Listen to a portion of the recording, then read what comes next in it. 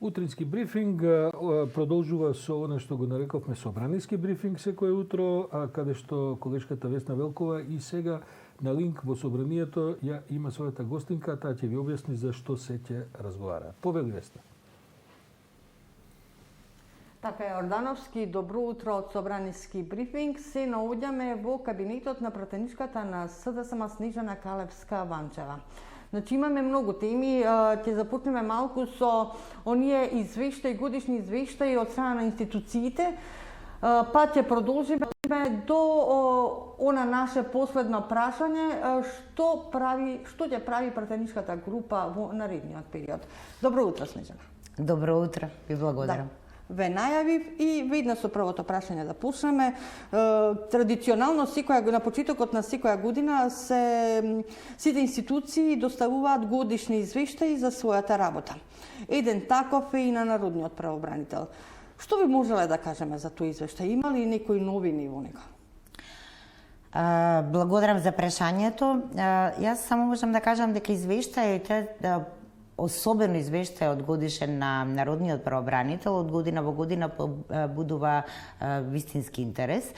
И тоа е она што е добро, бидејќи Народниот правобранител е една целосно независна институција, чија основна и единствена цел е заштита на човековите права и слободи во сите сфери и всушност таа е на мостот помеѓу граѓанинот визави институциите, преку кои што треба да ги остварува своите права.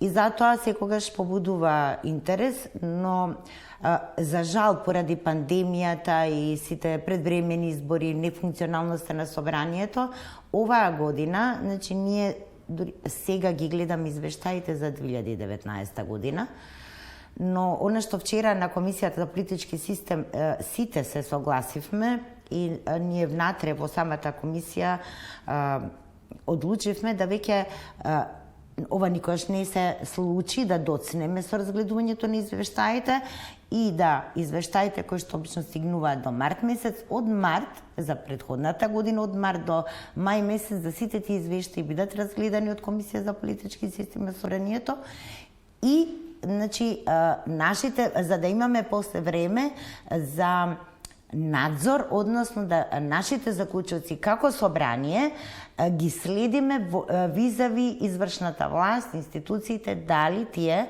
значи постапиле и по нашите заклучоци кои што сме ги донеле, разгледувајќи ги извештаите.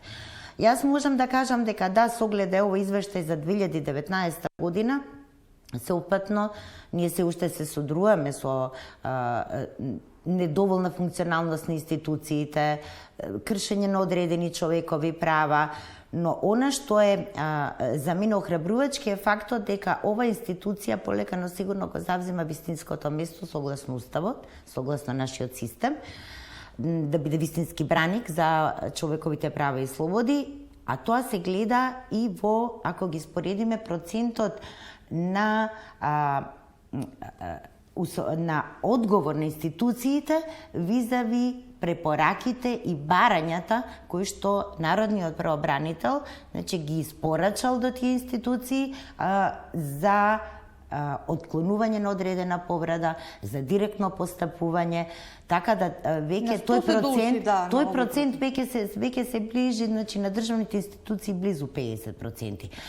Јас бикла дека тоа се движи, тоа се должи на значи сепак поголема одговорност и работата на Народниот правобранител, значи неговата вистинска работа, остварувањето на улогата се по негова поставена согласно Устав и закон, се повеќе добива на тежина.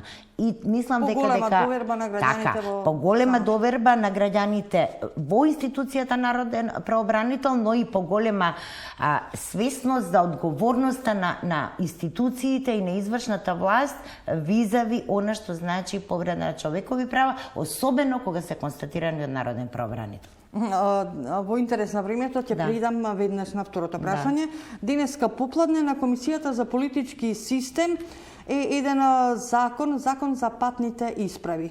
Да се врши усогласување со законот за употреба на јазиците и со оние уставни амандмани 33, 34, 35 и 36 донесени 2019 година. Да. Што поконкретно се усогласува со овој закон?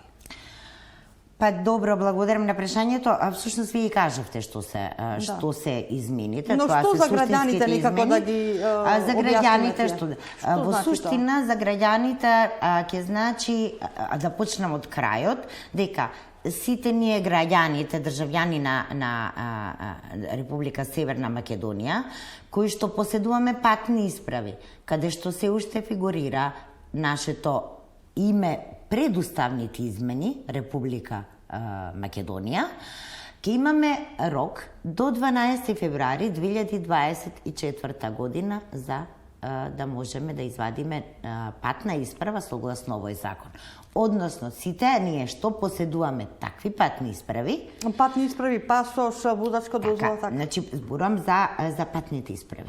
Само. Значи, ова е закон за патни исправи на државјаните на Република Северна Македонија. Значи, имаме закон за патни исправи.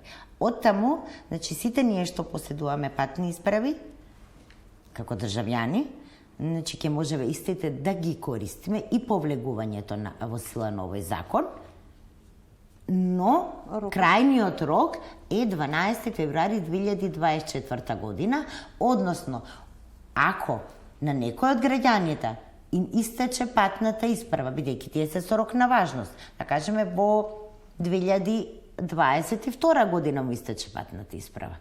Тогаш тој ќе биде издадена патна исправа, но согласно овој закон, каде што ќе стои уставното име на нашата држава, Република Северна Македонија, и нели согласно измените кои што се во делот на усогласувањето со законот за јазици. Значи, тоа е тој период каде што на оние на кои што до 12 февруари 2024 ќе им истече патната исправа, согласно датумот до кој што им важи кога им била издадена, ќе си добијат патна исправа која ќе аплицира согласно новиот закон.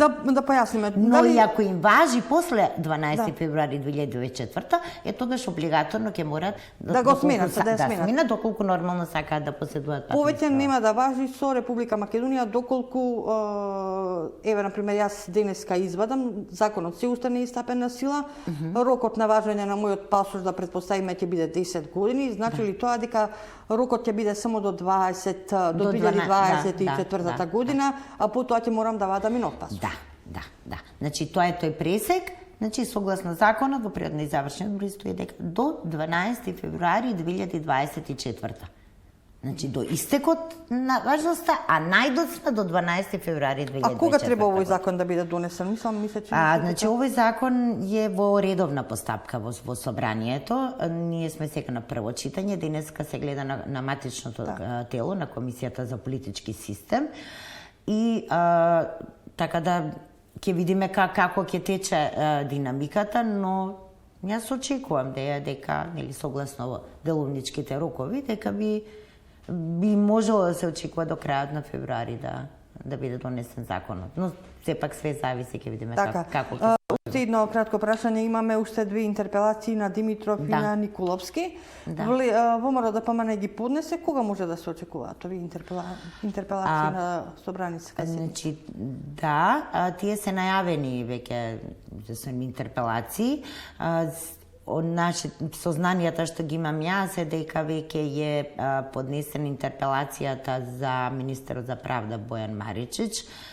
Се уште не е поднесена за вице-премиерот Љупчо Николовски, но знаете согласно деловникот, значи откако ќе биде поднесена, значи интерпелацијата треба 15 дена така да одлежи што е каме ние, и потоа на првата на седница ќе бидат сега веќе тоа е работа на координација помеѓу координаторите на патриотичките групи и претседателот на собранието, кога ќе оцена дека е најдобро да бидат ставени интерпелациите.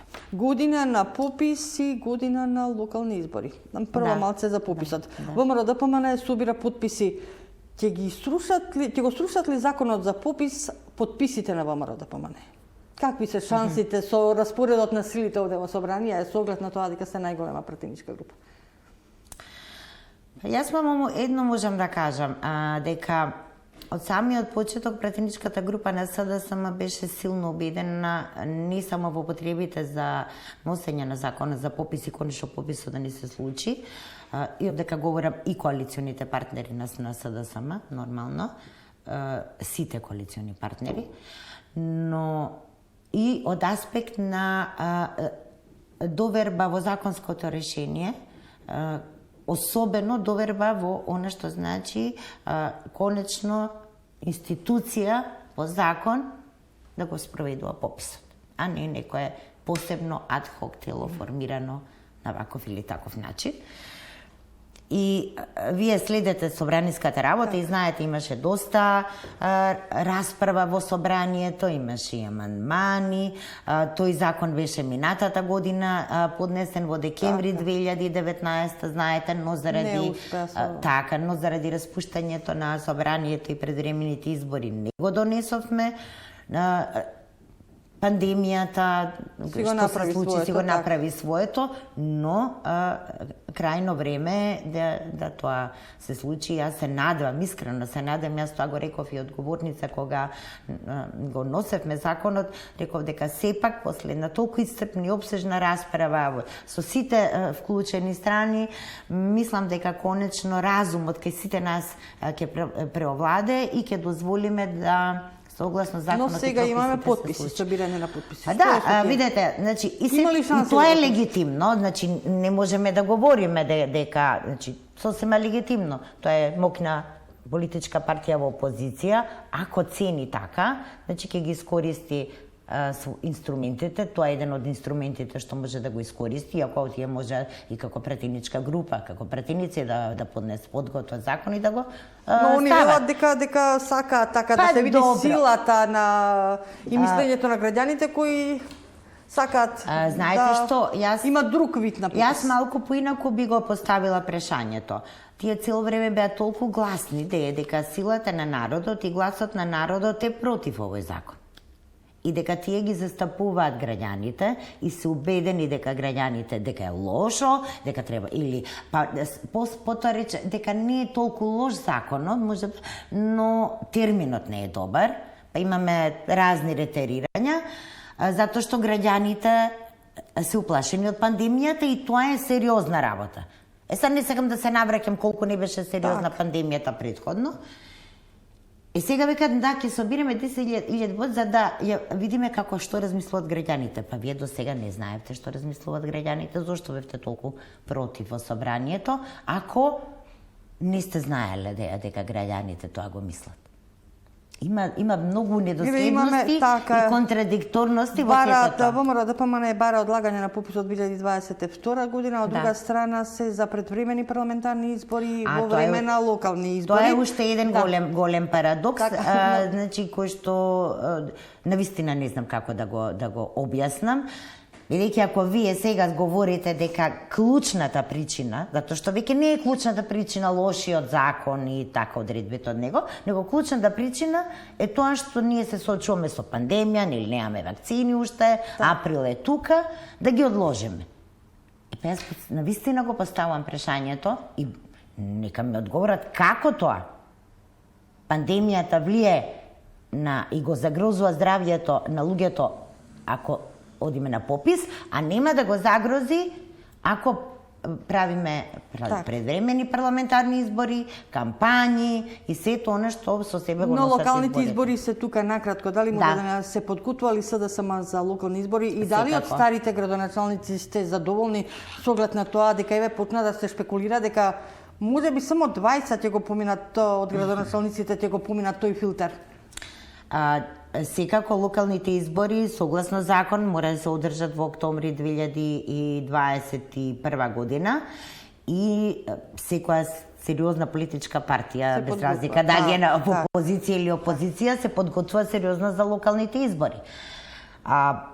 Прашањето дали и колку од актуелните градоначалници ќе добијат довербата на партијата и граѓаните, значи, затоа што за да добијат поддршката во партијата, имаме внатре-партиски процедури, се сондираат мислењата на граѓаните во општината каде што е актуелниот градоначалник. Знаете, повеќе аспекти се гледат и тоа ќе помине повеќе филтри, анализи и на крајот ќе видиме колку од нив на партијата ќе им даде шанса да повторно се борат за довербата на граѓаните, на колку од нив не. Така. И последното прашање, најголема пратеничка група, вие сте еден од поактивните пратеници. Председател на законодавно правна, па имам доста работа. Што планирате за денеска, па за утре и така, што ви е во план? Знаете, ние имаме доста работа и ова недела кога го видите календарот, значи повеќе комисии работат, бидејќи имаме доста закони за седницата која што ни следи на 16 февруари за пленарната седница и нормално согласно тоа сите закони кои што се во прво читање мора да поминат и на матично тело и законодавно правна комисија, така да имаме доста активности. Денеска и култура заседава, комисија финансирање буџет има, комисија за политички систем. Многу работа. Значи, така да доста активности секојдневни. Да. Калевска, ви благодарам на разговорот. Благодарам и на вас. Студио, ова беше разговорот со еден од поактивните пратеници овде во собранието.